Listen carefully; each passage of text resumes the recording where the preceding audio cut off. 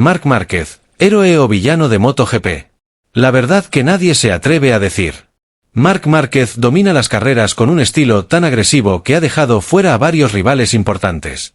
Algunos dicen que es un genio que revoluciona el deporte, otros que es un peligro que arruina la competición. Se habla incluso de maniobras intencionales para provocar caídas y aprovecharse de las reglas. ¿Será que su fama está construida sobre polémicas? Los fans están divididos y la discusión está más caliente que nunca. ¿Tú qué crees? Comenta abajo, dale like y suscríbete para no perderte la próxima polémica.